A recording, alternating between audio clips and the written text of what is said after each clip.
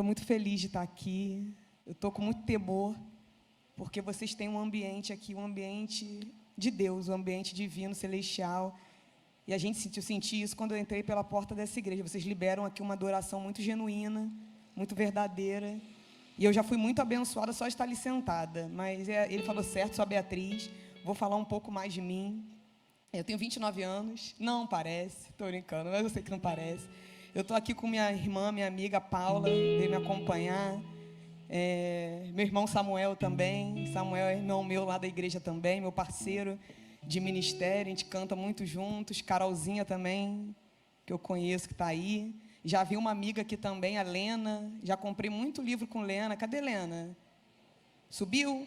Lena, né? Já comprei. Lena. Nena, tá vendo? Se vocês conhecessem meu pai, vocês iam ver que eu puxei ele. A gente é meio esquecidinho de nome. Mas a Nena, já comprei muito livro com ela lá na igreja, uma querida também. Mas eu estou muito honrada e muito feliz de estar aqui hoje, né? E eu oro de verdade para que o Espírito Santo ele possa ministrar o nosso coração, né? Através da palavra dele. Eu vou orar mais um pouco. Espírito Santo, nós te damos as boas-vindas mais uma vez nessa casa. E nós declaramos, sabe, Senhor, hoje como corpo, como igreja, que o Senhor tem total liberdade nessa casa para mudar o que o Senhor precisar mudar, para falar o que o Senhor precisar falar, para tocar quem o Senhor precisar tocar. Espírito Santo de Deus, sabe, a palavra diz que o Senhor é aquele que sonda a mente do Senhor. Sabe, o Senhor prescruta, o Senhor conhece as profundezas de Deus, sabe, que nós não conhecemos. O Senhor sabe quem o Senhor está vendo aqui, quem o Senhor quer tocar, com quem o Senhor quer falar. Só o Senhor sabe aquilo que está no coração de Deus agora. E Espírito Santo, é mediante o Senhor que nós conhecemos a vontade do Pai. Então hoje, Senhor, nós não queremos fluir, eu não quero fluir aqui através da minha humanidade, através da minha alma, mas Espírito Santo, sabe, continua liberando sobre nós um ambiente espiritual, um ambiente totalmente comandado e liderado pelo Teu Espírito Santo. Espírito Santo, sopra dos 4 cantos dessa terra, nessa casa, nessa noite. Sopra dos 4 cantos, sabe, dessa casa. Sabe, sopra do norte, sopra do sul, do leste, do oeste. E Espírito Santo, começa desde já, sabe, a abrir os corações, a limpar as terras de cada coração, sabe, a limpar a mente, a limpar, Espírito Santo, tudo aquilo que é necessário, para que nós sejamos hoje uma terra fértil para a Tua palavra. Eu te amo, Senhor, nós te amamos aqui nesse lugar, em nome de Jesus. Amém, amém e amém. Então vamos para a palavra, primeiro uma aguinha. Mas eu sou Beatriz, falei aqui, eu tenho 29 anos.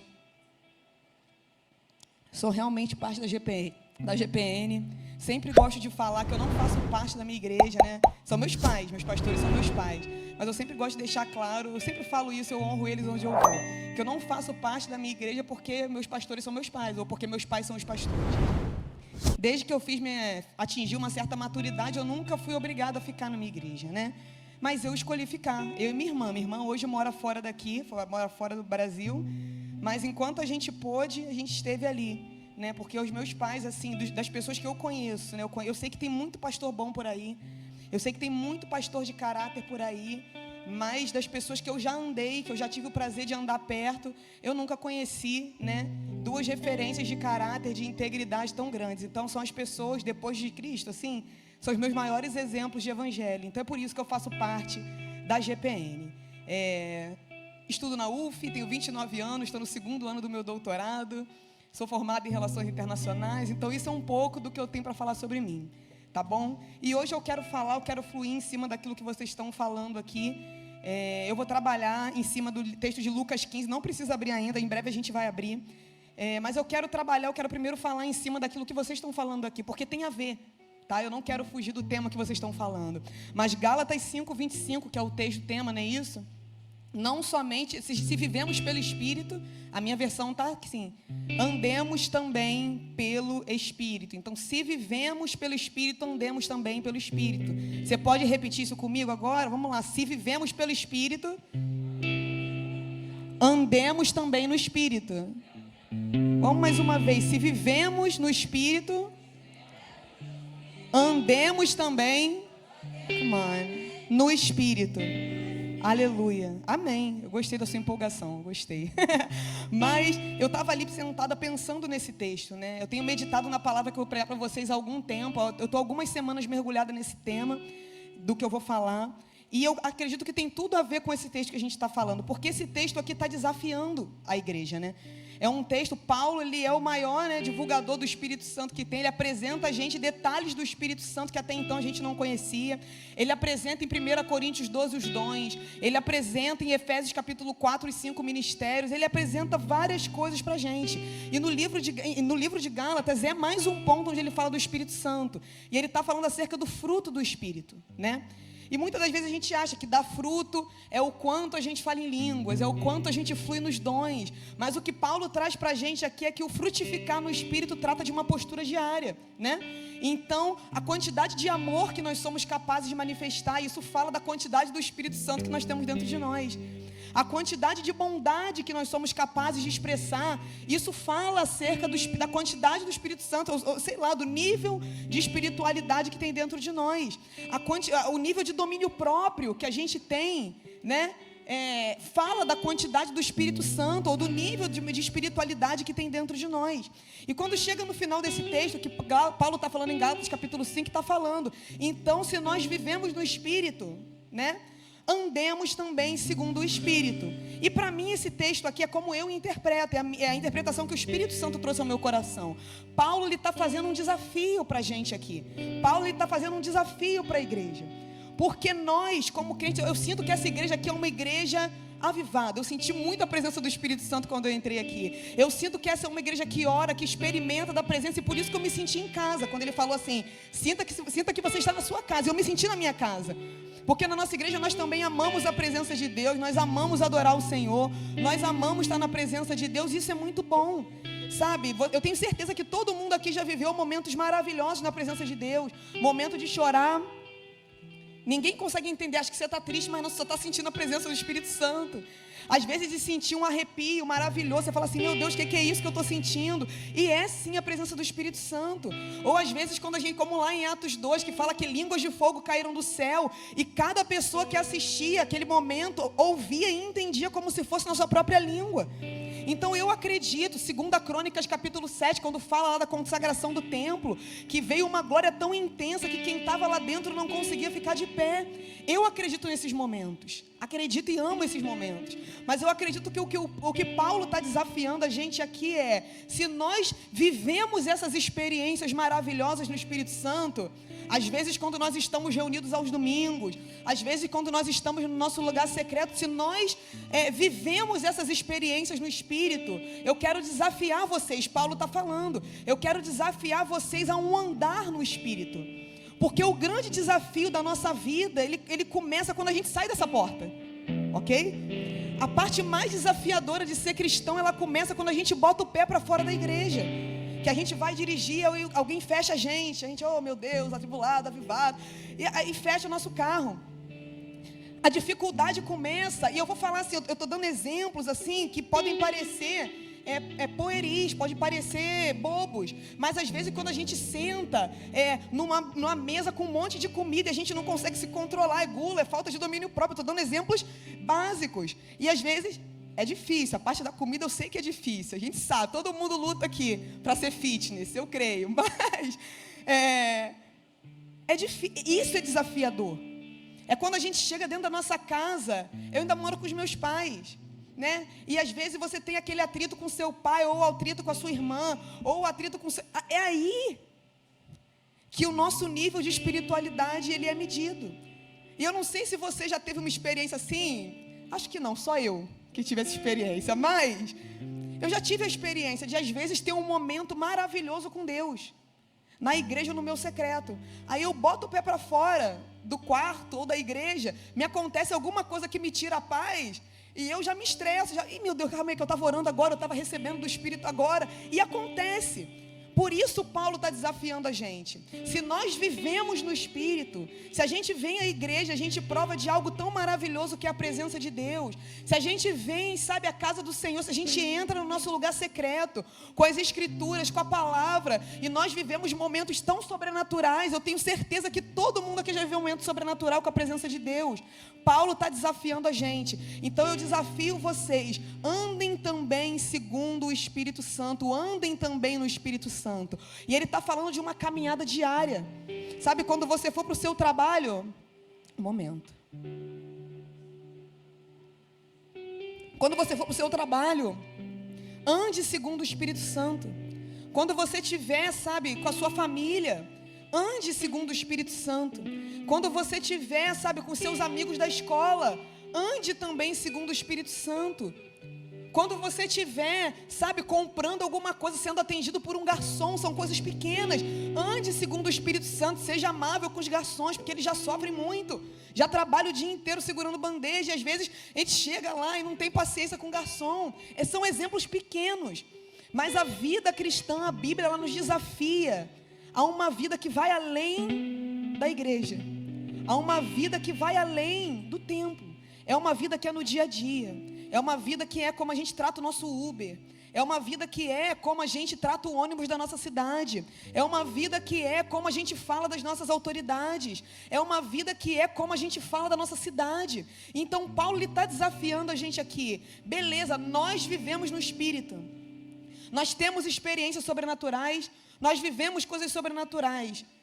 Mas Paulo está lançando um desafio aqui para a gente. Se vocês são capazes de viver assim, nesses momentos, eu peço a vocês que vocês tenham um caminhar, ou seja, uma vida diária, uma vida comum, que também reflita o Espírito Santo. Que vocês amem as pessoas, que vocês abracem as pessoas, que vocês sejam submissos às suas autoridades, que vocês talvez não falem mal do seu líder, não falem mal do seu pastor. Então é uma coisa que toca toda a nossa vida.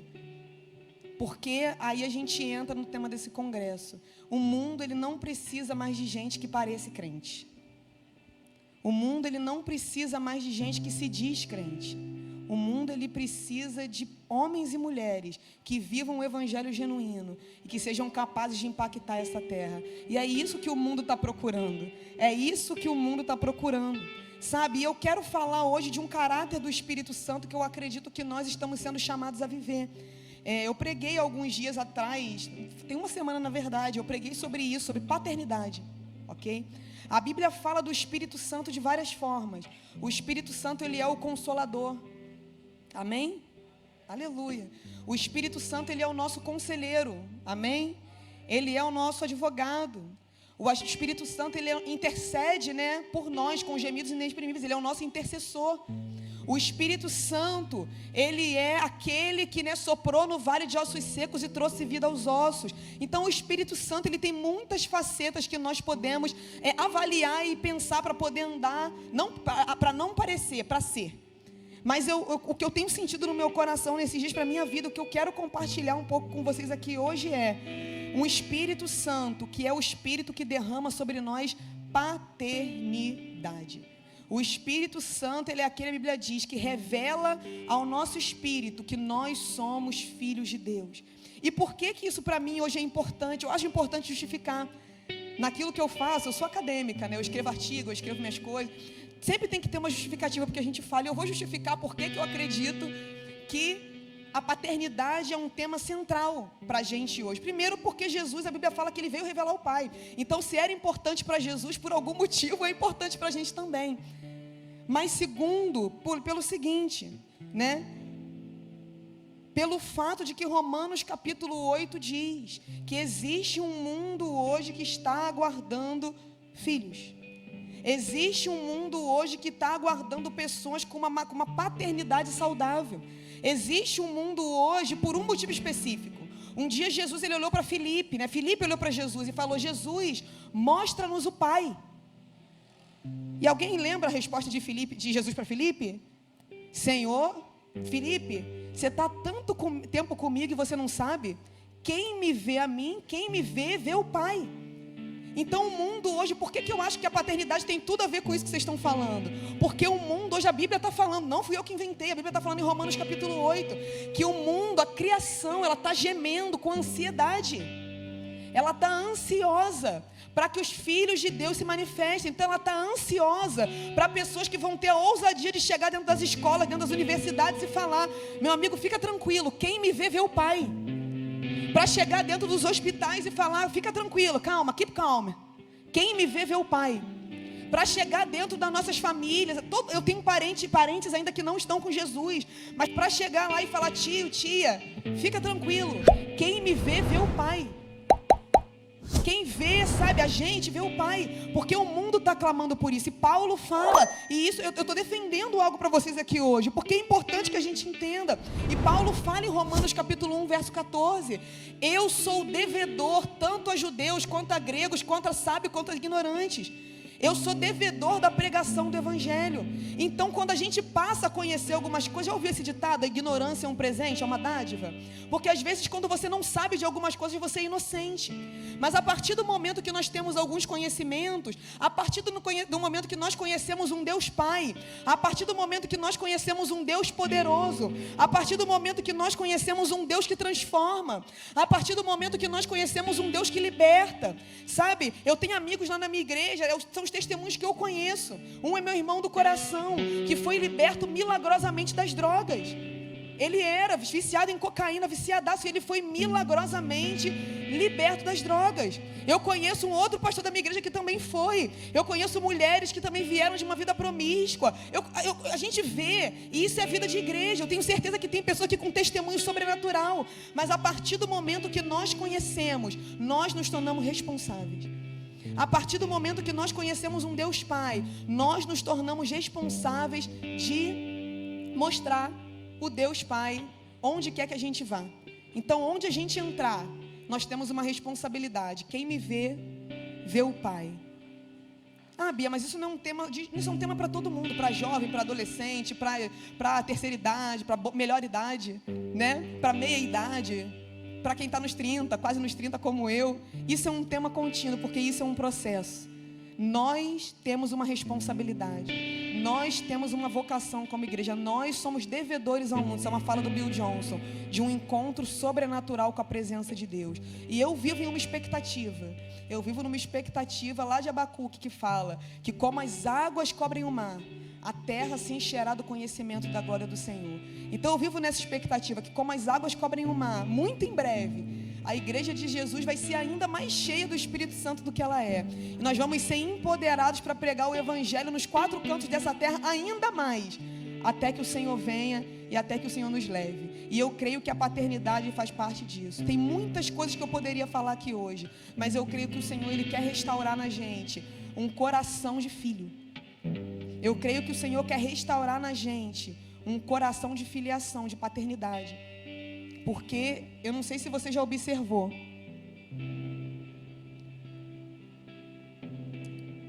mas você já reparou quantos problemas a nossa sociedade tem, fruto de uma má paternidade? Eu não sei se você já observou isso, mas nossa sociedade tem muitos problemas que talvez se houvesse uma paternidade exercida corretamente, talvez esses problemas nem existiriam. Problemas talvez de sexualidade, problemas às vezes de desvio de caráter. Mas nós temos uma responsabilidade. Quem me vê a mim, vê o Pai. Quem me vê, vê o Pai. Você pode repetir isso comigo? Quem me vê, vê o Pai. E a minha expectativa, agora você pode abrir sua Bíblia em Lucas 15. A minha expectativa é que hoje eu saia daqui também, né? Que nós saiamos daqui com um coração ainda mais convicto que nós temos um Pai, e com um coração ainda mais convicto que nós somos representantes dele nessa terra. Mas eu vou ler Lucas capítulo 15. Eu vou ler até o verso 21, do 11 ao 21. Tá ok? E depois a gente vai destrinchando isso aqui. Porque esse texto aqui fala também de aparência, né? Não pareça, seja. Eu acredito que esse texto aqui fala de aparência. E vamos lá, Lucas capítulo 15, verso 11. E Jesus continuou: Um homem tinha 2 filhos. O mais novo reivindicou do seu pai: pai, dá-me a parte da herança a que tenho direito. E consentindo, o pai repartiu a sua propriedade entre eles. Não se passou muito tempo e o filho mais novo reuniu tudo o que tinha, partindo para terras distantes. E lá esbanjou todos os seus bens, vivendo de forma irresponsável. Coincidentemente, após haver gasto tudo o que possuía, abateu-se sobre aquela região uma grande fome. E ele começou a passar muita necessidade. Porque por esse motivo foi empregar-se como um dos cidadãos daquela região, que o mandou para o campo a fim de cuidar dos porcos. Ali chegou a ter vontade de encher o estômago com as lavagens de alfarrobeira, com as quais os porcos eram alimentados. No entanto, ninguém lhe dava absolutamente nada. Foi quando, caindo em si, falou consigo mesmo: quantos empregados de meu pai têm comida com fartura, e eu aqui morrendo de fome? Levantar-me-ei, tomarei o caminho de volta para o meu pai, e ao chegar lhe confessarei: pai, pequei contra o céu e contra ti, não sou mais digno de ser chamado de teu filho, trata-me como um dos teus trabalhadores. E eu vou parar aí, depois a gente lê o verso 20 e 21. E por que eu estou falando desse texto? Porque esse texto, para mim, ele fala de uma aparência, né? Fala de filhos, no final também vai falar de um outro filho, mas fica para uma outra prosa. Mas fala de um filho que estava na casa do pai. Ele tinha acesso a tudo que o pai tinha. Ele chamava o pai de pai. Ele conhecia o pai. Ele desfrutava das propriedades do pai. Ele comia da comida do pai. Ele era amado pelo pai. A gente vê mais na frente que ele era amado pelo pai. Mas no fundo, ele não era filho. Porque a postura dele ao longo desse texto vai mostrar que ele não se comportava como filho. Ok? E a Bíblia vai chamar ele do filho pródigo, o filho perdido. Então esse texto aqui fala de uma aparência. É um cara que estava lá dentro da casa do pai. É um cara que estava lá dentro do conforto, da grande casa, da mansão, das posses. Mas ele não sabia que ele era filho, ou ele não tinha interesse em ser filho. Mas eu prefiro acreditar que ele não sabia. Eu gosto de acreditar que ele não entendia o poder que ele tinha ali dentro. Ele não se sentia de alguma forma filho de Deus. E a Bíblia fala que ele sai e ele vai embora viver a vida dele. E essa é a primeira coisa que a gente precisa falar. Eu, nesses dias, eu gosto de ser vulnerável quando eu prego. Eu tenho 29 anos, sou filho de pastor, cresci na igreja. E eu tenho encontrado em mim, no meu coração, ainda espaços de orfandade. Poxa, Bia, tem certeza? Tenho certeza.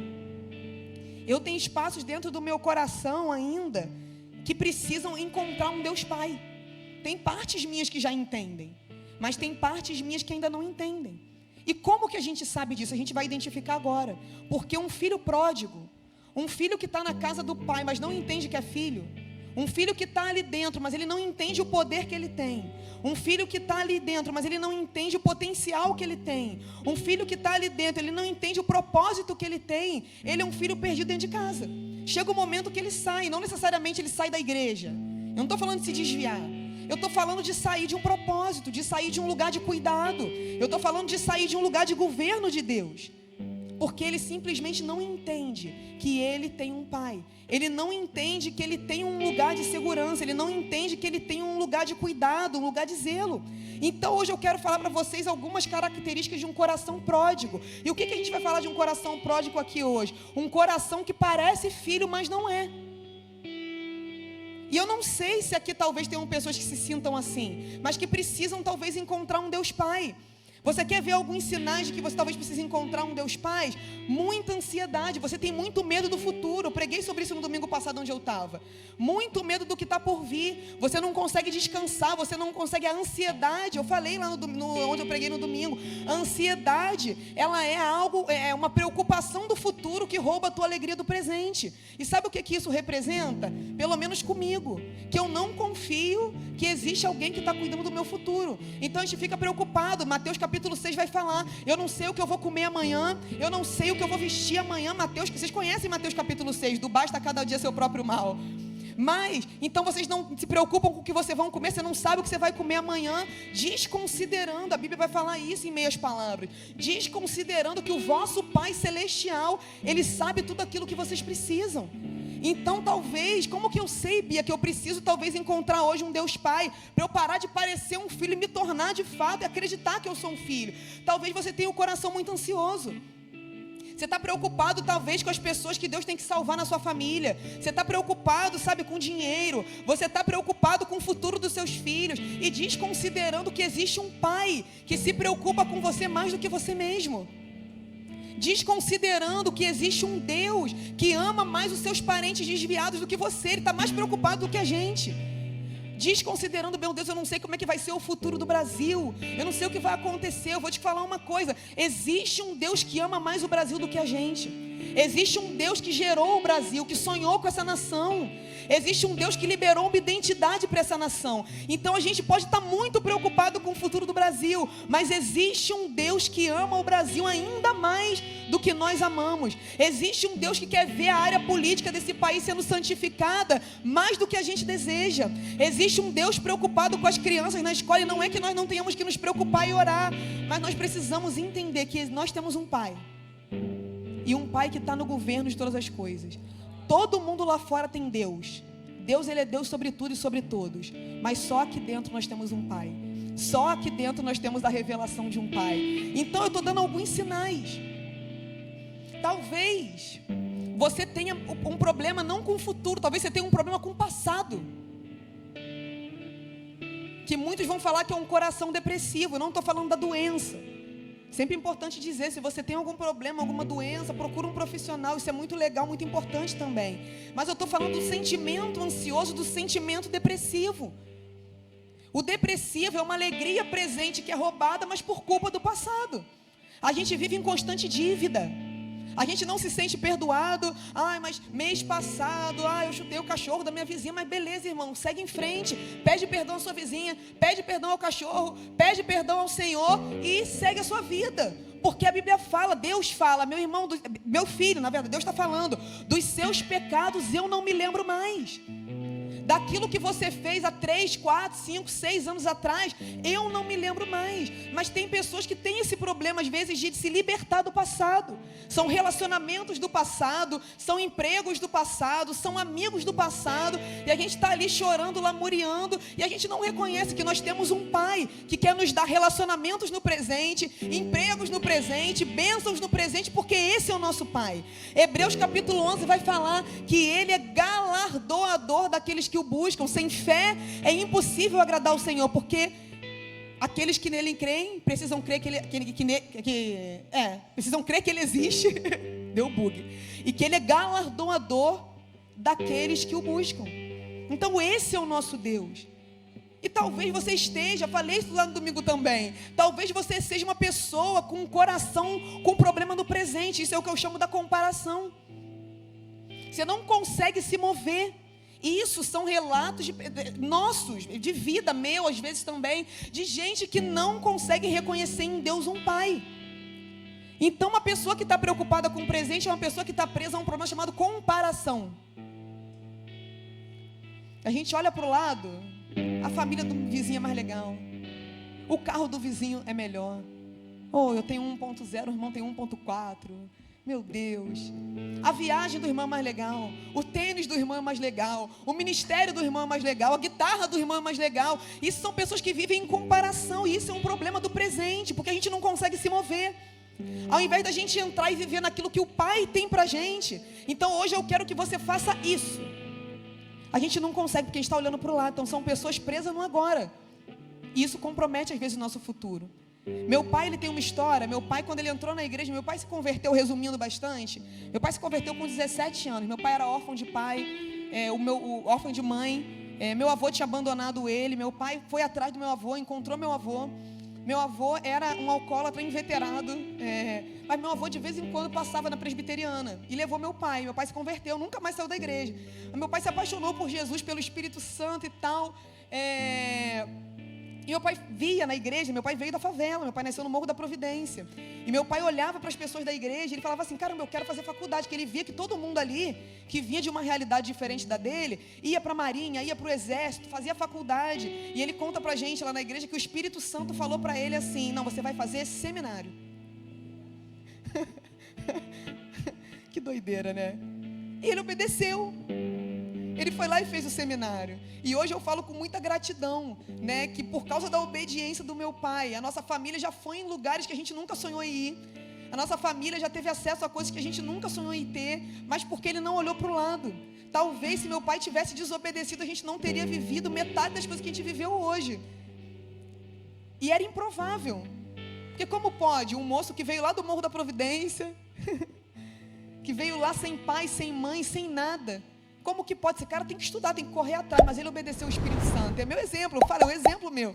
Às vezes não vai fazer sentido para ninguém, mas se você tem uma convicção de um Deus Pai, um Deus que te ama, um Deus de Lamentações, capítulo 3, não, Jeremias capítulo 29, 11, que fala, eu sei os pensamentos que eu tenho a respeito de vós, diz o Senhor, pensamentos de paz e não de mal, para dar a vocês o fim que desejasse. Se nós temos esse entendimento, beleza, o irmão ali está empreendendo, o irmão ali está fazendo faculdade, mas Deus me mandou servir o meu pastor lá na igreja por 1 ano. Então são exemplos, mas a gente não tem medo de seguir aquilo, porque a gente confia que a gente tem um pai.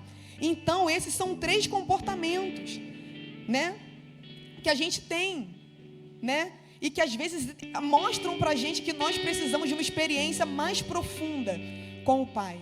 Porque Romanos capítulo 8, verso 23 vai dizer que não é só a criação que geme com ansiedade pela manifestação dos filhos, mas Romanos 8, 23 fala que nós mesmos gememos com ansiedade, clamamos ansiosamente, esperando a nossa plena adoção como filhos. Então é um processo que ainda não é pleno na gente, mas que a gente vai se aprofundando. São experiências, são dores, são perdas, são conquistas que vão aprofundando na gente, expandindo a nossa visão de um Deus que é Senhor, de um Deus que é o Jeová Nissi, a nossa bandeira, de um Deus que é o Jeová Jireh, a nossa provisão, de um Deus que é o Jeová Tsekenu, a nossa justiça, mas de um Deus que no Novo Testamento Ele escolheu vir até nós se revelar como um Deus Pai. E isso é um processo que todos nós estamos, mais profundo. Então quando a gente olha a história do filho pródigo, a gente vê a primeira característica para a gente poder identificar no nosso coração, e a gente vai orar por isso daqui a pouco, para identificar no nosso coração se nós precisamos de uma experiência mais profunda com a paternidade de Deus. Um coração pródigo, ok? Um coração de alguém que parece filho, tem de tudo para ser filho e viver como filho, mas não vive. É um coração ansioso, como eu falei aqui. A Bíblia fala, né? O ansioso é o quê? O ansioso é alguém que quer a coisa antes do tempo. Não é hora, mas ele quer, né? Quem nunca, né? Quem nunca? E às vezes a gente mete o pé pelas mãos porque a gente quer a coisa antes do tempo. Mas o filho pródigo está falando aqui, né? Que ele reivindicou do seu pai. Pai, me dá a parte da herança que eu tenho por direito. E a gente sabe como funciona a herança, né? Herança funciona, a gente herda dos nossos pais tudo que eles têm depois que eles morrem, né? Mas ele não queria esperar.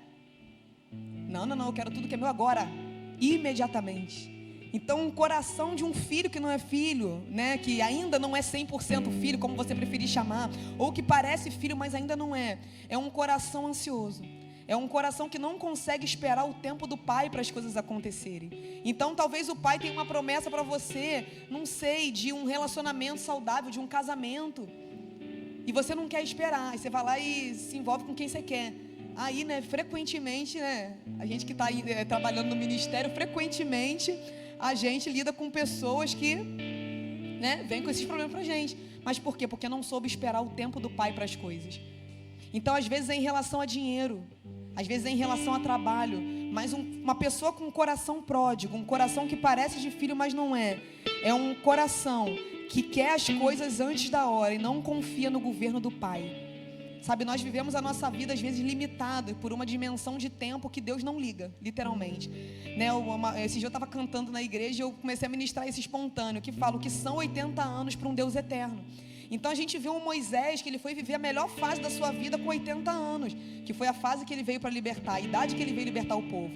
Abraão, que foi ter filho depois dos 100, lá com 100 anos. A gente vê Davi, que foi ser rei com 40, mas a gente quer viver tudo até os 30, né? A gente quer viver tudo até os 40, passou dos 40, parece que não, acabou, não dá. Não, sabe, Deus pode fazer algo na sua vida enquanto você estiver aqui, enquanto você estiver vivo nessa terra. Deus tem um propósito para você, Deus tem algo para fazer na sua vida. O seu ministério não acabou, os seus sonhos não acabaram, a palavra do Senhor não acabou, não voltou atrás, porque ela não volta vazia, e esse é o nosso Deus. Então não tem por que a gente querer antecipar as coisas do Senhor, porque um coração ansioso, ele quer antes do tempo. Um coração pródigo, ele quer as coisas antes do tempo. A segunda coisa que um coração pródigo é, de uma pessoa que parece filho, um filho que parece filho, mas não é. Está lá no verso 14 que fala, no 13, não passou muito tempo e o filho mais novo reuniu tudo o que tinha, partindo para terras distantes, e lá esbanjou todos os seus bens, vivendo de forma irresponsável. Então, segunda característica do filho pródigo, o filho pródigo, ele é independente de Deus.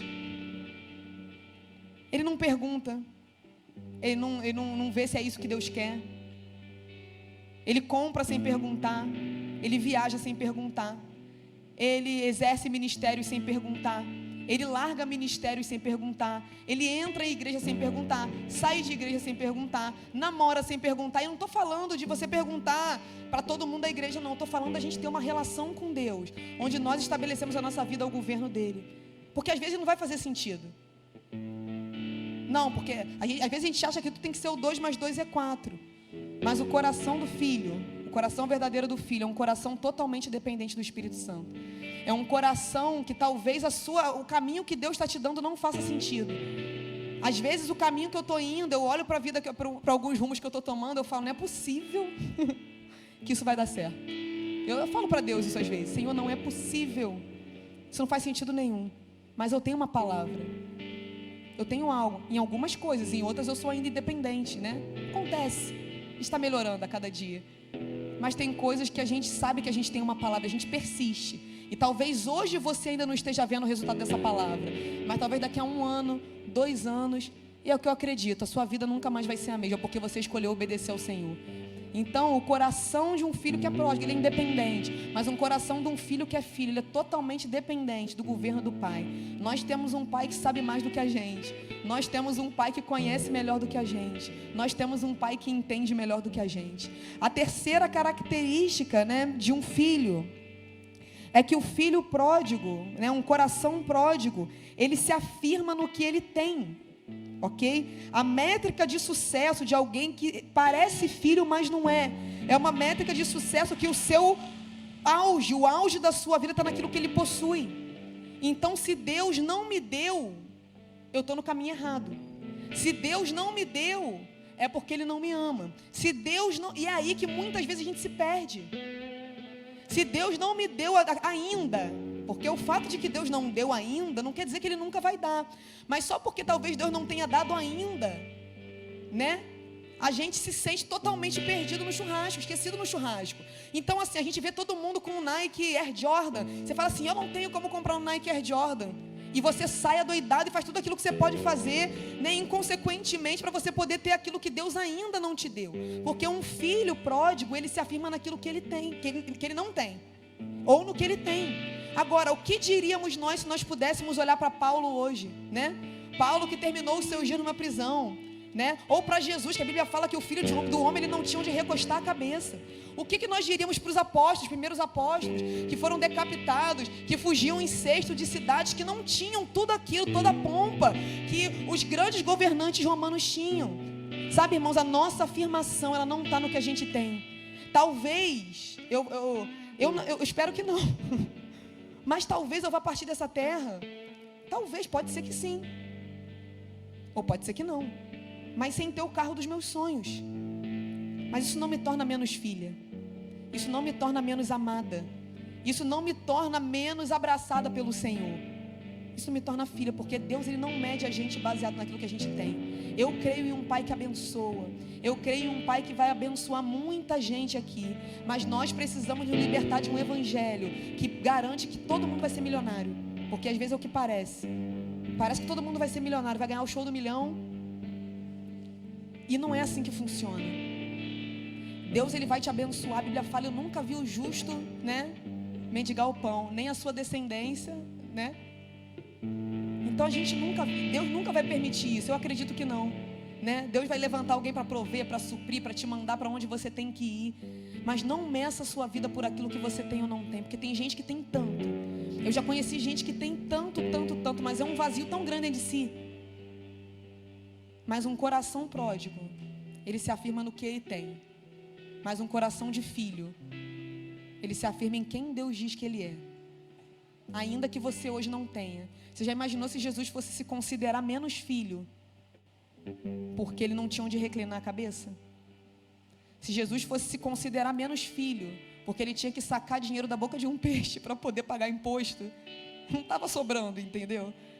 Ou se Jesus achasse menos filho, porque chegou na hora lá de comer e teve que recorrer a um milagre para poder dar pão para os outros. Jesus, ele sabia quem ele era, se ele quer ele tivesse ou não. Até no momento, né, em que ele foi abandonado lá, né, estava lá no Getsêmani gemendo.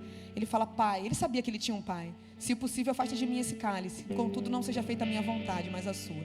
Então, um coração de filho, ele não se afirma no que ele tem. Uma outra coisa que um coração pródigo tem, e essa eu tenho vontade de rir, mas é que um coração pródigo, ele é inconsequente, ele é irresponsável. Ele corre riscos desnecessários para provar o seu ponto, a sua identidade, a sua independência, né? Lá no verso 14 está dizendo, né, que a região começou a passar por uma grande fome, ele começou a passar uma grande necessidade.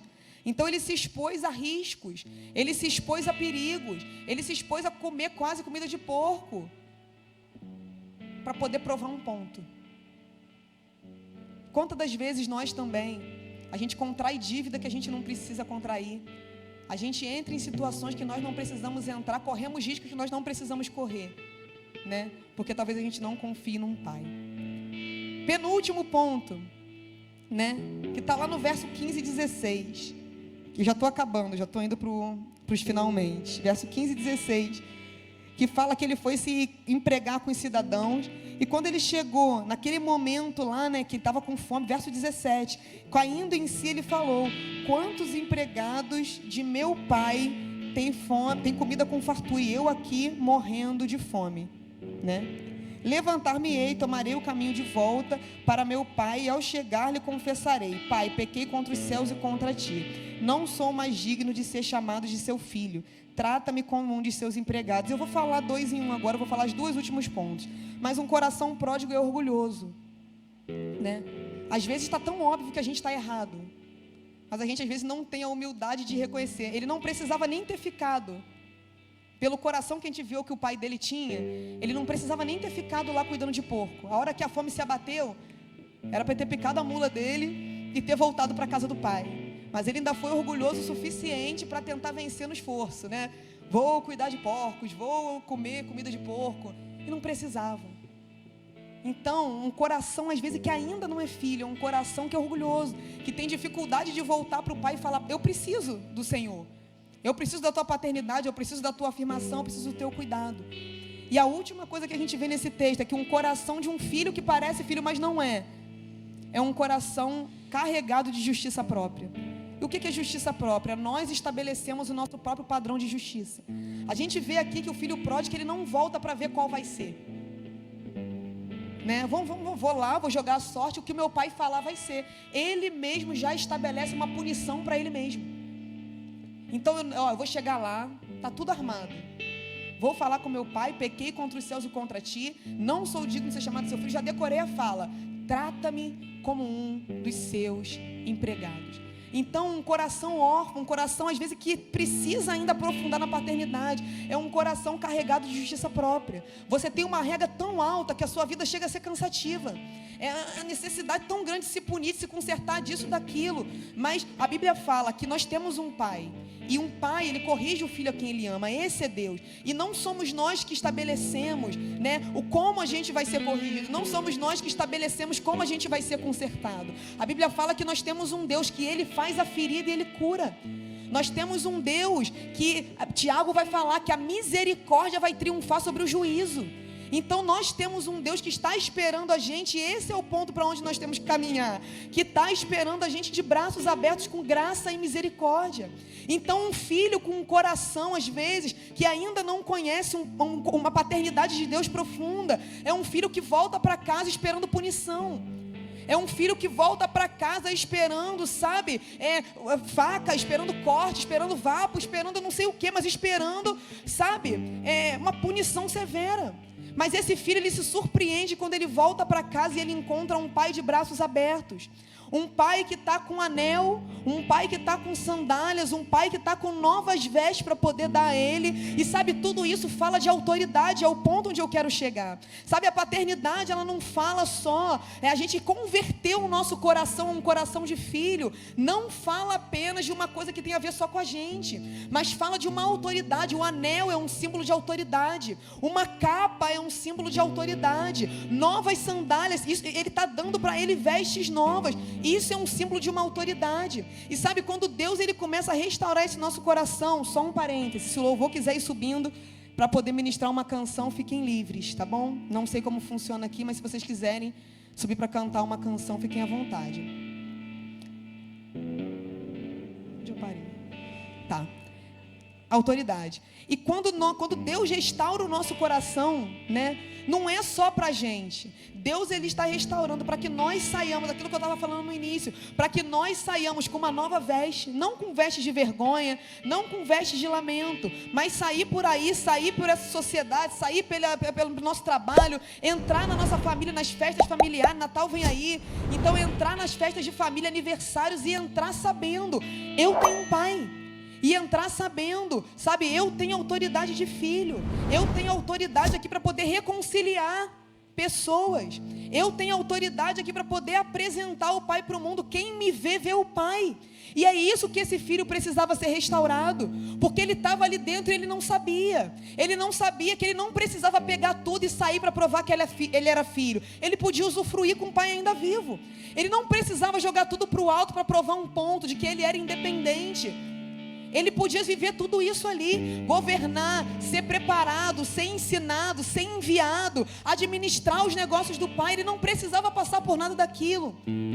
Mas Deus ele está trazendo, é isso que eu acredito nesse tempo, que Deus ele está trazendo a gente de volta para um lugar e restaurando no nosso coração um sentimento de filiação, para que Ele possa dar para a gente um anel, uma nova capa e novas sandálias. Deus ele está, eu creio que Ele está animado nesse tempo para revestir uma igreja com autoridade de filho, uma igreja como Josué, que orou, o sol parou, o tempo parou, uma igreja com a autoridade de Elias, que para poder pregar o evangelho destituiu o altar idólatra de Israel contra Baal. Elias falou: sobre a minha palavra não haverá chuva, e não houve chuva. E sobre a palavra dele também voltou a chover. Então Deus ele quer restaurar a autoridade, mas só sai assim, com esse nível de confiança, quem tem certeza do Pai que tem. Só vai para o mundo assim enviado, com esse nível de confiança, para meter a mão e falar: seja curado em nome de Jesus. Quem tem plena confiança do Pai que tem. Jesus ele fala: eu faço o que eu vejo o meu Pai fazer. Então gente que tem um relacionamento de paternidade com Deus, se Deus está curando, Ele está curando. Se Deus está profetizando, Ele está profetizando. Se Deus está restaurando, Ele está restaurando, porque Ele sabe que Ele tem um Pai. Então eu creio, não sei quem está aqui nessa noite, como você está aqui nessa noite, mas eu creio que Deus, a gente pode botar daqui a pouco a mão no nosso coração e fazer uma oração, mas eu creio que Deus, Ele quer restaurar nesse tempo, na minha vida, na sua vida, dos mais jovens, dos mais velhos, dos mais anciãos, mas Ele quer restaurar no nosso coração um sentimento de paternidade. Eu quero declarar hoje, profeticamente, se eu puder dizer assim: vocês têm um pai, eu tenho um pai. Você tem um pai que ama você. Você tem um pai que tem planos acerca de você. Você tem um pai que antes de te formar no ventre da sua mãe, como ele disse a Jeremias, ele tinha um propósito, ele tinha um plano, ele tinha um projeto. Você não é um acidente, você não é obra do acaso. Ah, Bia, mas eu acho que eu já estou velho demais. Não existe velho demais para Deus. Não existe velho demais. Não existe novo demais. Josias se tornou rei com 8 anos de idade. Será que Deus também não pode usar hoje as nossas crianças em profecia, em milagres, em cura? Então Deus hoje, Ele está afirmando a gente em paternidade. Você tem um pai. Você pode declarar isso com toda a força que você tem. Eu tenho um pai. Vamos lá, um pouco mais forte. Eu tenho um pai. Até que a sua alma acredite. Eu tenho um pai.